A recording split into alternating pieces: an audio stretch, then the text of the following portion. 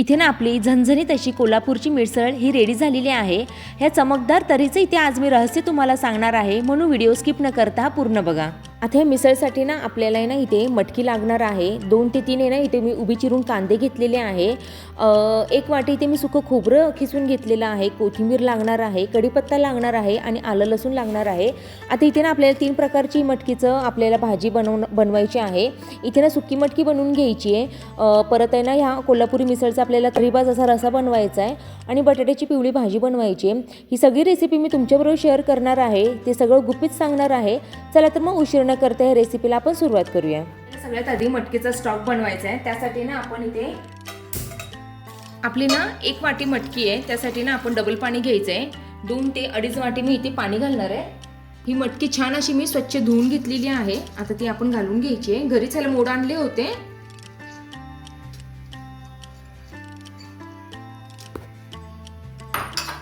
छान असं आपल्याला मिक्स करून घ्यायचं आहे।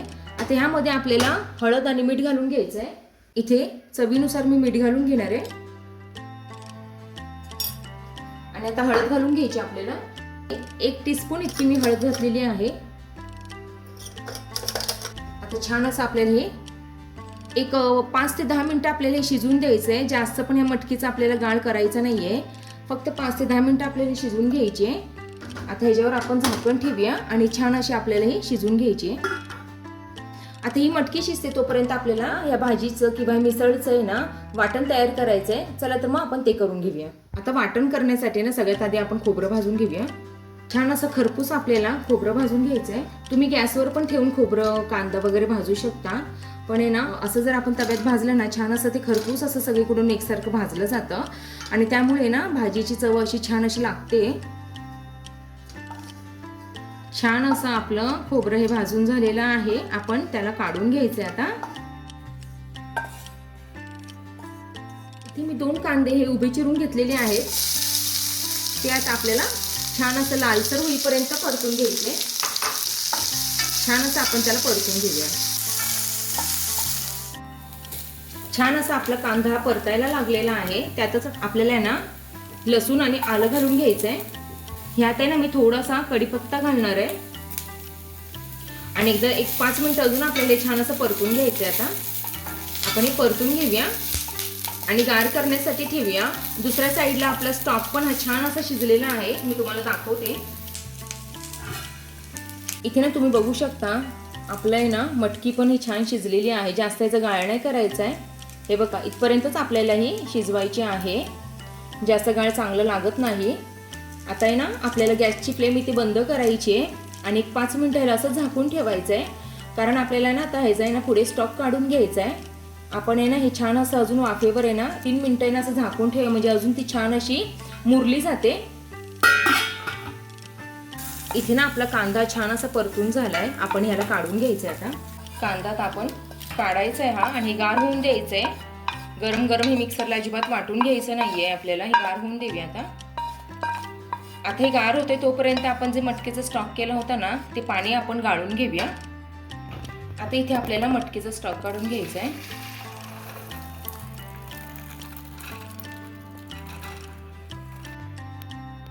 तुम्ही बघू शकता छान असं सगळं मटकीचा जे फ्लेवर असतो तो ह्या पाण्यात छान असा उतरला गेलेला आहे। मटकी पण आपली छान अशी शिजलेली आहे। आता आपला हा स्टॉक आणि ही मटकी आपण वेगवेगळी केलेली आहे। या रस्स्यापासून आपल्याला ना कोल्हापुरी मिसळचा रस्सा बनवायचा आहे। आधी सगळ्यात आधी ना आपण ह्याची सुक्की भाजी जी असते ना ती बनवून कांदा आणि लसूण गार होतोय तोपर्यंत आपण कोल्हापुरी मिसळला जी मटकीची सुक्की भाजी लागते ना ती करून घेऊया। आपण ज्यात आहे ना कांदा परतलेला होता ना ते छान असं कांद्याचं हे पॅन आहे, त्याच पॅनमध्ये ना आपल्याला थोडंसं तेल घालून घ्यायचं आहे। इथे मोहरी घालून घेते मी, थोडासा इथे मी कढीपत्ता घालून घेणार आहे। ह्यातच थोडी आपल्याला कोथिंबीर घालून घ्यायची आहे। हे छान असं आपल्याला एकदा 1-2 मिनिटं परतून घ्यायचं आहे। इथे अर्धा टेबलस्पून इतकं आपल्याला बेडगी मिरची घालायची आहे। आता जे आपण मटकी काढून घेतली होती ना ती आपल्याला छान अशी घालून घ्यायची ह्यामध्ये। तुम्ही बघू शकता एकदम कमी तेल घातलेलं आहे ह्यामध्ये। आता आपण मटकी घालून घेऊया। छान असं आपल्याला हे मिक्स करून घ्यायचं आहे। इथे आपली सुक्की मटकी ही रेडी झालेली आहे। इथे चवीनुसार आपल्याला मीठ घालून घ्यायचं आहे। आता एक छान असं आपल्याला 1-2 मिनिटं हे परतून घ्यायचं आहे। ही मटकी आता मी काढून ठेवणार आहे आणि कोल्हापुरी आता आपण मिसळचा रस्सा बनवून घ्यायचा आहे। इथे आपला कांदा, लसूण आणि आलं हे सगळं छान असं गार झालेलं आहे, खोबरं गार झालेलं आहे। आपण हे सगळे जिन्नस आहेत ना मिक्सरच्या भांड्यात घालून आहे ना, पाणी न घालता वाटलं ना तर काय होतं ना, लवकर हा मसाला तेलात त्यांना परतला जातो आणि छान अशी त्याला लवकर अशी भाजीला तरी येण्यास मदत होते। हे एक छान इथे एक सिक्रेट आहे, तुम्ही बघू शकता पाणी न घालता पण छान असं छोट्या मिक्सरच्या भांड्यात हा मसाला छान असा वाटला गेलेला आहे। आता आहे ना थोडी बारीक चिरलेली कोथिंबीर घालून आपल्याला पुन्हा एकदा ह्याला वाटून घ्यायचं आहे। चला तर मग आपण वाटून घेऊया। इथे ना आपल्याला आहे ना कोल्हापुरी मिसळीचा ना झणझणीत असा रस्सा बनवून घ्यायचा आहे। त्यासाठी इथे आपण 3 टेबलस्पून इतकं तेल घातलेलं आहे। ह्या रस्स्यासाठी ना तेल हे जास्तीचं लागतं कारण आपल्याला ह्याला तरी आणायची आहे म्हणून। आता तेल हे छान असं गरम झालं नाही ते जिरे आणि मोहरीची फोडणी देऊन घ्यायची आपल्याला। आणि ना एक चिरून मी कांदा घेतलेला आहे तो पण छान असा परतून घ्यायचा आहे, गोल्डन होईपर्यंत आपल्याला परतून घ्यायचा आहे। म्हणजे ना या भाजीत चव छान अशी उतरते त्याची। आणि ना कोल्हापुरी मिसळची खरी खासियत आहे ना ही त्या तरीतच आहे, तरीशिवाय ना चव लागतच नाही या भाजीला। म्हणून सेम तसा आपण तरी किंवा त्याची चमक जी आहे ना ती आपण कशी आणायची ना हे सगळं सिक्रेट आपण इथे आता बघणार आहोत। तुम्ही बघू शकता कांदा किती थोडा झालेला आहे, छान असा तो परतलेला गेलेला आहे। आता आहे ना आपल्याला ह्याच्यात आहे ना एक बारीक चिरून घेतलेला टोमॅटो घालून घ्यायचा आहे। आता इथे आपण टोमॅटो घालून घेऊया आणि तो पण छान असा मऊ होईपर्यंत आपल्याला तो परतून घ्यायचा आहे। थोडंसं ह्याच्यात चवीनुसार आपल्याला मीठ घालून घ्यायचं आहे, म्हणजे ना टोमॅटो छान असं लवकर हे शिजून निघतं किंवा तो त्याचा गाळ होतो पटकन। आता इथे ना आपल्याला आहे ना बेडगी मिरची पावडर घालून घ्यायची, जी तरीचा रस्सा आहे ना जे तुम्हाला सांगितलं होतं मी सिक्रेट ते ह्याच बेडगी मिरचीने येणार आहे। छान असं आपल्याला 2 टेबलस्पून इतकं बेडगी मिरची पावडर ही वापरून घ्यायची आहे। 1 टेबलस्पून इतकं मी कांदा लसूण मसाला वापरणार आहे आणि हा गरम मसाला आहे 1 टीस्पून इतका मी गरम मसाला घेतलेला आहे। इथे आता सेपरेट मिसळ मसाला करण्यापेक्षा ना जो घरगुती मी बनवलेला गरम मसाला आहे ना तोच इथे वापरलेला आहे। तो गरम मसाला सगळ्या भाज्यांना चालतो। मसाल्याचा व्हिडिओ अपलोड झालेला आहे, मी लिंक आहे ना ही डिस्क्रिप्शनमध्ये तुम्हाला देत आहे। स्क्रीनवर तुम्हाला जो नंबर दिसतोय ना त्यावर तुम्ही ना हा मसाला आहे ना घरगुती बनवलेला गरम मसाला हा ऑर्डर पण करू शकता। जेवढ्या वेळ आपण हा मसाला परतू ना तेवढंच याला तरी छान अशी येते, म्हणून आहे ना आपल्याला बारीक गॅस करून मस्त असा आपल्याला मसाला हा परतून घ्यायचा आहे। जर तुम्हाला कमी तिखट हवे असेल ना तर तुम्ही ना बेडगी मिरची जास्त घालू शकता आणि जो कांदा लसूण मसाला आहे ना तो थोडा कमी घालायचा, म्हणजे ना तिखट कमी होतं। पण इथे मी झणझणीत कोल्हापुरी मिसळ बनवते। आता ह्यामध्ये थोडं थोडं पाणी घालून आहे ना आपल्याला हा मसाला पुन्हा एकदा छान असा परतून घ्यायचा आहे, म्हणजे छान अशी याला तरी येते भाजीला। ह्याच्यात जो आपण स्टॉक काढून घेतला होता ना मटकीचा तो घालून घ्यायचा आहे। छान असं यात आपल्याला मिक्स करून घ्यायचं आहे। ही ना मिसळ पावाबरोबर खायची असते म्हणून आहे ना ह्याचा हा रस्सा हा पातळ असतो, म्हणून ह्याच्यात आहे ना आता मी थोडंसं गरम पाणी घालून घेणार आहे। ह्यात आपल्याला चवीनुसार मीठ घालून घ्यायचं आहे।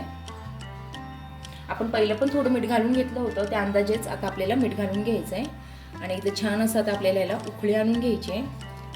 इथे आपलं मिसळचा रस्सा हा रेडी झालेला आहे। आता आपल्याला ना बटाट्याची भाजी सुकी करून घ्यायची आहे, त्यासाठी इथे मी 1 मोठा टेबलस्पून इतकं तेल घातलेलं आहे। आता तेल छान तापलं ना आपल्याला मोहरी घालून घ्यायची। ही बटाट्याची भाजी अप्रतिम अशी या मिसळमध्ये लागते। तेल आपलं छान असं तापलेलं आहे, आपण आता यामध्ये मोहरी घालून घ्यायची आहे।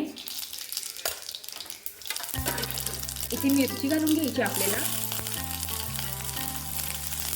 आणि आता मी हा उभा चिरलेला एक कांदा आहे तो घालून घ्यायचा आपल्याला।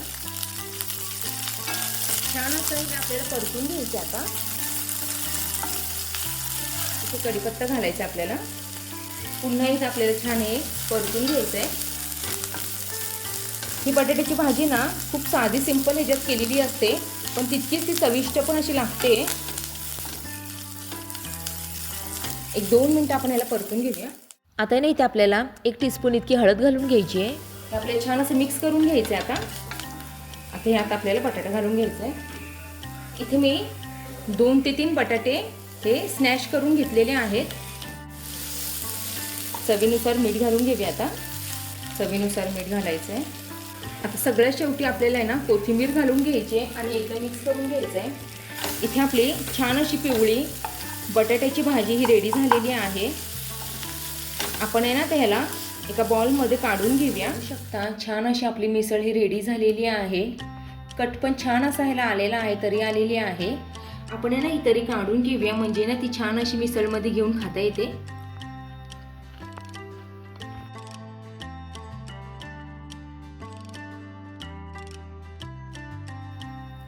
मिसळचं एक खास वैशिष्ट्य तेच आहे, झणझणीत अशी मिसळ असते, त्याला छान अशी तरी असते. तुम्ही बघू शकता छान असा आपला रस्सा हा तयार झालेला आहे. हा पातळच असतो, मस्त झालेला आहे. आता आपण याला सर्व करून घेऊया. छान असा आपला रस्सा तयार झालेला आहे. आपली इथे सुक्की मटकी तयार झालेली आहे आणि इथे आपलं छान असं पिवळं बटाटा तयार झालेला आहे. आता आपण त्याला सर्व करून घेऊया. सगळ्यात आधी आपल्याला दही ठेवून घ्यायचं आहे, कारण जर मिसळ तिखट लागली ना तर दही छान लागतं खायला. आता त्यानंतर आपल्याला हे जो आपण कट केला आहे, जो आपण तरी काढून घेतलेली आहे मिसळची, ती ठेवलेली आहे. आता इथे आपल्याला ही मिसळ ठेवून घ्यायची आहे. इथे फरसाण ठेवून घेऊया. इथे आता कांदा आणि छान असा लिंबू आपण इथे ठेवून घेतलेला आहे. इथे छान असं आपल्याला हे पिवळं बटाटे ठेवून घ्यायचं आहे. इथे आपण फरसाण ठेवून घेतलेलं आहे. आता इथे आपली ना लादी पाव येणार आहे. सगळ्यात शेवटी आपल्याला ना मिसळ सर्व करायची आहे. चला तर मग आपण ती सर्व करूया. ही कोल्हापूरला ना असं छान असं ताट्याने तयार करतात. तिकडची मिसळ ही अप्रतिम लागते. सेम तशीच करायचं मी इथे प्रयत्न केलेले आहेत. जशी केलेली आहे सेम तसंच तुम्ही फॉलो करू शकता. चला तर मग आता आपण ती भाजी सर्व करूया. आता सगळ्यात आधी ना आपल्याला हे बटाटा घालून घ्यायचे. त्यावर आपल्याला ना सुकी ही मटकी घालून घ्यायची छान. त्यावर आता छान असा कांदा घालायचा आहे आणि सगळ्या शेवटी जो आपण तर्री केलेली आहे ना रस्सा, तो घालून घ्यायचा आहे आपल्याला. ही झणझणीत कोल्हापुरी मिसळ बघून तुमच्या पण तोंडाला पाणी सुटलंय ना, मग तुम्ही पण ही रेसिपी नक्की ट्राय करा आणि कशी वाटली मला कमेंटमध्ये सांगायला विसरू नका. चला तर मग पुन्हा भेटूया अशा एका छानशा आणि नवीन रेसिपीमध्ये. तोपर्यंत बाय.